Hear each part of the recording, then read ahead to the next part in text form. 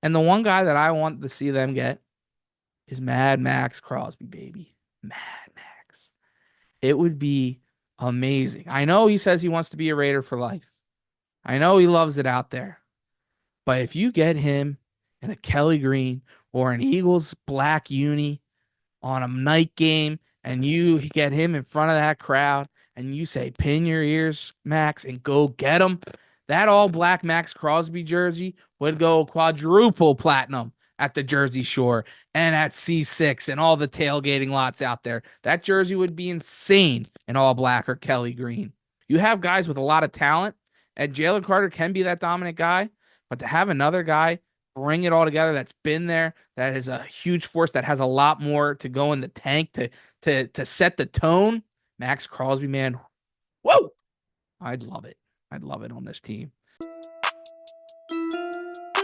You wonder what happened in sports today. Brandon Petrilli, he got the wave. We talking a lot with bros today. Cracking some jokes the podcast way. Goals on goals, with homers on homers, tutties on tutties. Got moments on moments. Just tune into BSP. Just tune into BSP. Just tune into BSP. Just tune into Petrilli.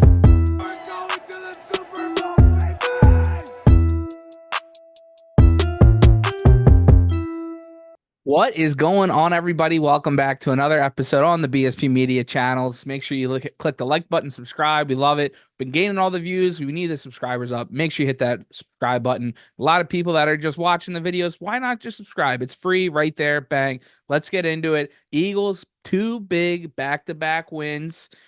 One more, we're going streaking. We'll get to the Bengals in a little bit here, but that Browns game, I didn't get to cover it. I was out doing a few things, but make sure you go check out some of the vlogs that we were doing on the during the meantime. It's on the channel, so make sure you go check all those out. And of course, we're on the cornhole grind too, so appreciate everybody that's reached out, and that gets a lot of great interaction. So we'll see. We're gonna move that towards some Eagles content as we move forward here. Some cornhole at C6 and whatnot. Maybe Jason Kelce. We'll have to see. But we're keep on building this. Make sure you go check out Super Eagle Sean too. We've been doing a lot for him lately. He's the man there over at C6. But yeah, the Browns game is what it is. You would have liked them to beat down the Browns. Deshaun Watson stinks. He's hurt now. Is what it is. Um, there's a lot of good though that came away from that game. Jalen didn't turn the football over. You were starting to find a little bit of identity. They're ground and pound a little bit. You're able to throw the football when you needed to, made a couple big plays when you needed to. Some guys got healthy a little bit and then hurt a little bit. But you're able to keep on moving forward and starting to build something a little bit where, it was going to take time for this defense and the offense to kind of build with the new coordinators, right? And the big thing that I'm going to bring up later again, too, is the coordinators need to put these players in the right situations to succeed. If they can do that, they got all the talent in the world. But if they're running around with their heads cut off and not knowing what they're doing, you saw what happened the first couple weeks. It's ugly. It's still a little ugly, but it's getting better. And especially when you go up to MetLife and just dominate. The first quarter was ugly, but you were able to put it together. Nobody panicked. Nobody fell apart. Everybody took their time, deep breaths, went and made big plays. You were able to get Saquon involved. You were able to hit A.J. Brown. And you were able to finally get in a little bit of a groove on the offensive side of the football. And then the defense, the pass rush finally put their ears back and just went to town on Danny Dimes. It was nice to see. When that you're struggling in the first quarter like the Eagles have been, and they were in that game, and Jalen, we're going to get to him in a second, but it makes you nervous a little, right? You're going three and outs, or you're barely moving the ball and you're punting. But to see the defense finally, the one of the first drives that the Giants had, you saw Bryce Huff and Josh Sweat both kind of meet at Daniel Jones. He was able to get the ball out. I think it was like a batted down pass or something like that. But you could see they both were winning one on ones. It was like I sent in a group chat with cousins and uncles. I'm like, it's good to see them finally win a little bit there. They didn't get home, but then they were finally able to do it as the game progressed. And that was a big thing that hopefully this team can keep that momentum, keep that swagger, keep that confidence, and be hungry and keep wanting to improve. Because I've been on this defense the whole offseason that they're young, they're exciting, and if Vic Fangio puts them in the right spots to succeed, to get them to win one-on-ones, to help them get out of double teams, to scheme them in the right positions, these guys have the talent to make it up and do it. They just got to be put in the right situations to get it done, and that's what they did. You saw the way that Tampa game was just the absolutely wrong scheme, and they got torched for it. They've been able to rectify. They haven't given up a touchdown in over 2 weeks now. Now against terrible teams, 100% terrible teams. But to give up 0 points is to still give up 0 points on the defensive side of the football there, or zero touchdowns. I mean, you gave up the blocked kick for a touchdown against the Browns, but the defense didn't give up a touchdown. So that's still very, very impressive to do in the National Football League because the Giants were supposed to be a team that people were kind of getting nervous, like, maybe Daniel Jones. I was a little nervous that Daniel Jones can go and throw for 250, 300 yards on you and look great because he's done it a little bit. You're starting to gain that confidence. Malik Neighbors was back, who's been solid, but they got clamped up. They weren't able to do anything. I mean, 99 yards passing. They had to bring Drew Lock in. They couldn't run the football. That D line is starting to really come into form. It's about damn time. Now, what happens when you play better quarterbacks like the Baker Mayfields? Yes, Baker's still a good quarterback, and Jordan Love, right? You got to start to pick it up. Now you got some QBs coming in with next week that we'll get to in a little bit, and the Bengals and Joe Burrow.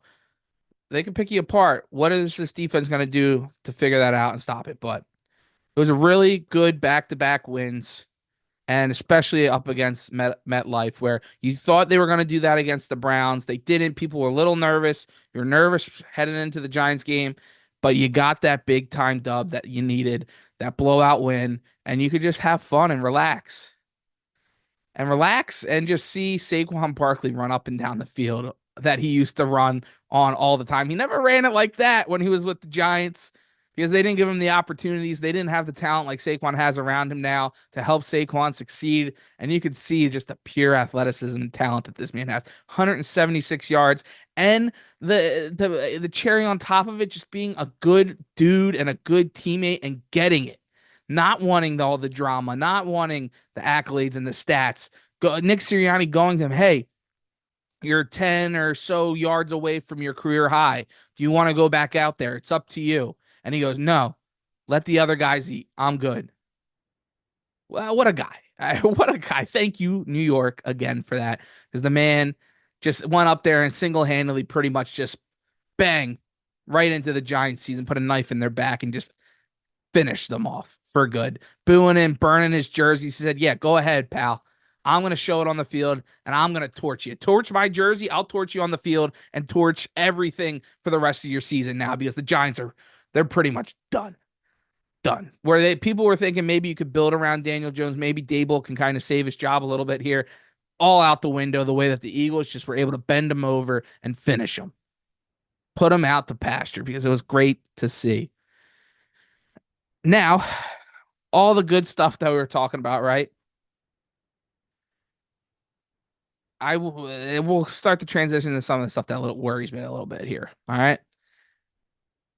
Saquon, I love the way that they're feeding him, and he's such a great weapon. And yes, we are a running football team. The way that this offensive line gets going downhill, when you get them out on the edges and you get guys pulling and you get Saquon going upfield, one cut and go, it's beautiful.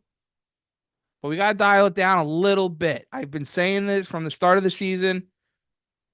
You got to pick and choose when you're going to have these games, when he's going to get 17, 20 carries. You see the Ravens been trying to manage it. You go follow Cold One Conversations. Harry and I have been talking about with Derrick Henry, right? And you see where like the third quarters of games or second quarters, they kind of dial it back. You're like, where's Derrick Henry? Why isn't Derrick Henry getting the ball? And we've been doing that a little bit with why isn't Saquon getting the ball? There's a bigger plan. People might not think the Eagles are a Super Bowl team, but in that locker room, they know for them to win a Super Bowl, they need that guy to be healthy towards the end of the run to go on a playoffs. Now you need him out there to win football games still, but they got to find that happy medium here moving forward where he's still getting a good amount of touches, getting into the offense, setting up everything else, and just be able to control the game and dominate that way. It's going to be a happy medium that they're going to have to find here. Do you trust Nick Sirianni? Do you trust Kellen Moore to figure that out? That's up to you. I'm starting to feel decent about Kellen Moore being able to figure this out a little bit here as he's starting to build more and more into this offense. But of course, honestly, it just comes down to Jalen Hurts at this point. It's always going to come down to the quarterback Because if the quarterback can sit in the pocket on 4th and 3 and throw a ball in the bucket to A.J. Brown for a touchdown, if he can sit in the pocket and not put his hand out when he sees and ducks and puts his hand out when guys are coming, a little bit of pressure, the offensive lineman, and he needs to stand in that pocket and fire it out, get it out. Because if he can do that and not panic and duck and try to back his way out and turn his back the way he does, if he sits in that pocket and fires it, you won't have to run the football as much as you do to establish a game flow. Because you can trust Jalen Hurts' arm if he stands in that pocket the way he does at times and lets it go, puts the ball on the money. That confident Jalen Hurts needs to be there for this team to go on a run. Starting to see it a little bit in that Giants game, starting to build that confidence. Only had to throw the ball 14 times, 10 for 14. Crazy. But you could see them starting to finally get it together a little bit on that offensive side of the football. A.J. Brown's an absolute monster. Smitty didn't really have to do much. Goddard will be back hopefully in a week or so here, maybe this week. I don't know. I didn't see him on the I was looking at the injury report earlier. We'll get to that, I guess, when we talk about the next game here. But yeah, if Jalen Hurts is going to be the biggest thing moving forward for this team to get Dallas didn't practice today. Okay. To be able to get this team forward, he needs to stand in there and hit a guy over the middle, hit a guy on an out route, hit a guy on a fade. Be confident, because once he ducks and he feels that pressure, it's over. You lose all the faith in him. He rolls out, he's looking downfield, and he's just going to take a sack every single time. He doesn't throw the football away. Why? Can't tell you. Don't know. I'm telling you, the coaches are definitely telling him, throw the ball, throw the ball, throw the ball, get it out. He just doesn't. It's something mental there. And it's the confidence, I think. If he gains that confidence where he doesn't have to play hero ball, that he knows that I can just get rid of the ball, and I know if we're not behind the sticks on 3rd and 10, 3rd and 15, we can still pick up a first down. If we're 3rd and 9 and below, I can get the ball across the middle or an out route, or even hand the ball to Saquon. You can trust your guys a little bit there. Or you dump it off to Saquon or Kenny G. The opportunities are there. It's when they start to back up and get 3rd and longs and 14 and 15s. That's when you don't have that faith in them anymore. And they seem to kind of mail it in at times. He needs to keep up that confidence, keep it building, and step into these throws, keep his head high, and fire it. Stop this little and puts his hand out. Stand tall, deliver that ball, put it in the bucket to A.J. Brown like he did on that touchdown pass, and it's there. That's what makes it so frustrating watching him, because you see him make these throws, and you know it's there. Do it all the time like he did in 2022. It's there. Get it. So it'll be interesting to see. I think he can do it moving forward. But you're going to have to go in a big test now out against the Bengals. A lot of people at the beginning of the season, they'd have this game as a loss. Now the Bengals season has taken a kind of bit of a twist and a turns throughout the year where they've started slow. They've started bad. Their defense is not good. Their offense has been struggling. Joe's been maybe banged up, but this is a game where Cincinnati's 2.5-point favorite, 47.5, 1:00 game. You're getting flex timed already. These are two teams that were supposed to be juggernauts at the beginning of the season, and I think they still can be. And it's going to be a good test. If the Eagles can go, and if Vic Fangio gives you a really good defensive scheme for Joe Burrow, you cannot let them dink and dunk and get the ball into Jamar Chase and T. Higgins' hands and break tackles and run loose. If they keep pressing, if they keep trusting Quignon and Slay and Cooper DeJean, and let this defensive line, those corners keep locking these guys up, and you let that defensive line get after it with a little bit of confidence that they got going now, that Bengals team can fold. Joe Burrow gets a little rattled a little bit. He can't do it all himself. And I think it's finally time for this defense to start taking the football away, where they've been struggling taking it away. It's time for Quignon to get that pick. CJ GJ not to run into him and and both of them drop it. It's time. The opportunities are going to be there. They're going to sling that rock. If they can stop the run like they've been doing, gain the confidence, bump and run on the outsides, give a little help if you need it on Jamar Chase, and let the D line go after it like they were the last couple weeks. Their O line's banged up just like the last couple have been, right? The Bengals O line is not that great. Joe's been running for his life a little bit. Go after him, make life hell, and take care of business. Now, if you don't see that and Joe's picking you apart, it can be a very, very long day. If they're playing off coverage and every completion is just free and easy, and you let Joe Burrow get in a route in a rhythm, it could be like Tampa Bay all over again. That's the biggest thing for this team is the way they come out prepared. You saw it'll get a little bit better last week, even though the first quarter it's been terrible. But you got to come out firing from the start. You had that get right game, that good, solid win. You got to build with it. Now it's going, okay, we're blowing a team out that we should. Let's go and let's start fast, finally, for once, and take care of business against a good team and kill their playoff hopes a little bit here. They would go to 3-5 if the Eagles beat them. That's tough in that AFC North division, with Baltimore being an absolute juggernaut and the Steelers rolling a little bit. This is a chance to kill their momentum and keep the Eagles riding high. Put them at 5-2. The Eagles were Saquon Barkley drop away. We're running the football away from the Falcons. They're being 5-1 right now. As much as we want to talk smack and down on everything and how ugly they've been, they have plenty of opportunities to keep on growing. Now, I'm not confident that this will all happen. Like I've said in previous episodes, is I can't be confident like the way I am and say they're going to go out there and win by 20 and yada, yada, yada. All I'm going to say moving forward is I think they should be able to do it, but I'm not going to expect it to happen. So we'll see the way it goes here because you got some opportunities now. You win this football game. You look good on the defensive side of the ball. Jalen starts to hit AJ and Smitty, and we're throwing the football the field. Saquon's still getting his. Got something cooking. You're going streaking on a 3-game win streak. And then you got Jacksonville, and you got the Commanders and the Giants again in Dallas. You got some teams that you can beat. Got some teams that you can beat. So let's keep it rolling here. And if that happens, Howie obviously, early rumblings, he's calling everybody. He's always going to call everybody. And the one guy that I want to see them get is Mad Max Crosby, baby. Mad Max. It would be amazing. I know he says he wants to be a Raider for life. I know he loves it out there. But if you get him in a Kelly Green or an Eagles black uni on a night game and you get him in front of that crowd and you say, pin your ears, Max, and go get him, that all black Max Crosby jersey would go quadruple platinum at the Jersey Shore and at C6 and all the tailgating lots out there. That jersey would be insane in all black or Kelly Green.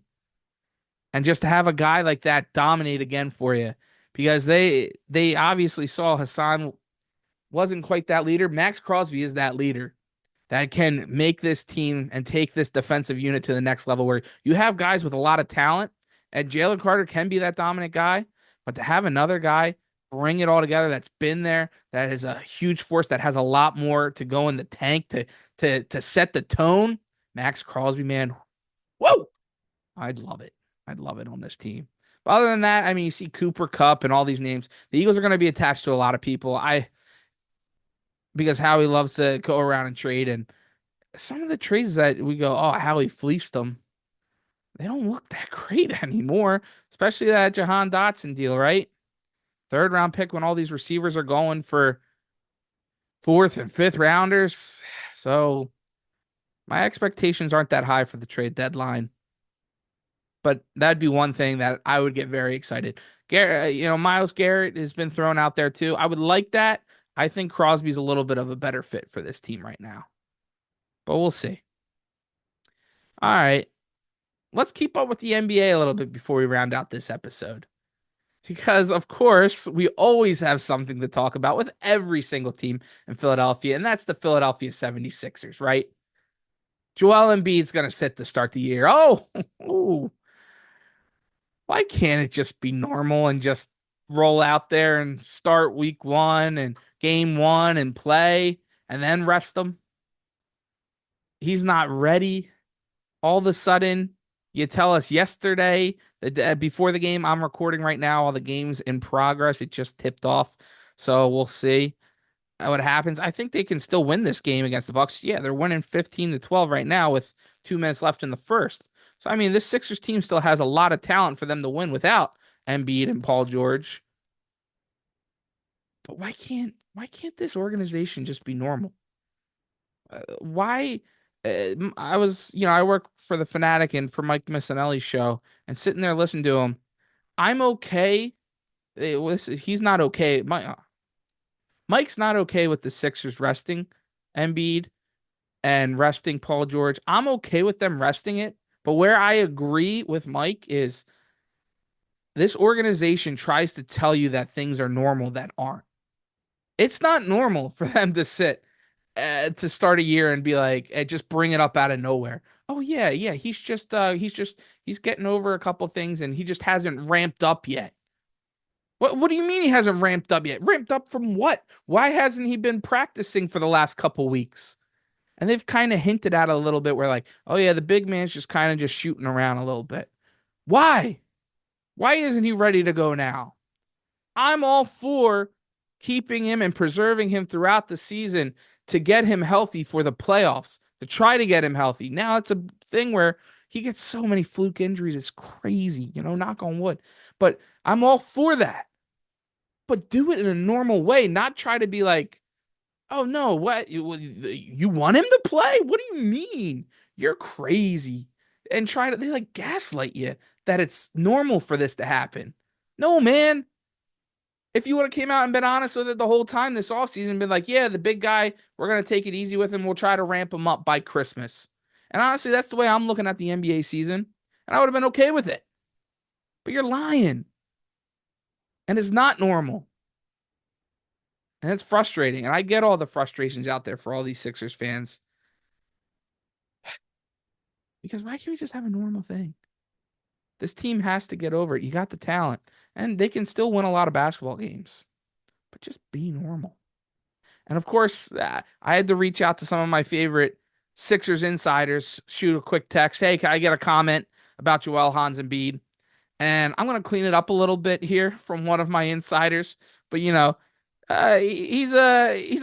cat. We love our cats here, but he's a cat. You can use other words for it. And I say, yeah, not a good look. And he goes, this organization is so weird when it comes to injuries. And he's right. They always have been. And it's crazy how they haven't changed and how we haven't gotten used to it, I guess. Whether it was Joel at the start of his career, Nerlens Noel, Ben Simmons, Michael Fultz, and the likes, and Embiid over the years, they're never up front and just kind of lay out what's going on. They always have to maneuver and weasel things around. And it's obvious, as my insider lets us know here. But I'm going to keep going the bat for Joel because he is so good when he's out there, but you need him out there and you need him healthy. But then you got to get him in a rhythm and you got to get him in shape. And the amount of times where he comes back from an injury and he's not in shape and they're like, yeah, he's got to play into it. Why isn't he practicing into shape to be able to play in the game to be ready? I don't get that. I get difference in practice and games are different levels of stress on the body and ramping it up, but cardio is a thing, man. Go full scrimmage at practice or something. Practice, yeah, talking about practice to get you ready so you can go and not have to play your way into shape. That's the biggest hogwash I've ever heard. Oh, man. It's going to be a fun season, though, right? Sixers should probably win like 54 games around there. We'll see. I don't know. All right. Thanks everybody out there for listening. Make sure you go check out all the vlogs. Follow me on socials, Brendan Petrilli. Go check out Sean too. We're doing a lot of awesome stuff with him. Super Eagle Sean on Instagram and TikTok also. But yeah, like, follow, subscribe to this channel, please. We're trying to get these numbers up. We're getting the views, putting out the vlogs, the cornhole videos. Subscribe. I'd really appreciate it. Having a lot of fun with all this. You guys, there's always stuff to talk about. Eagles, Sixers, Flyers, we didn't even talk about them. But yeah, they're a little bit of a mess. And then, of course, what happens with the Phillies this offseason. But shout out to 2-5. Go Birds, everybody. Come on. Let's go streaking.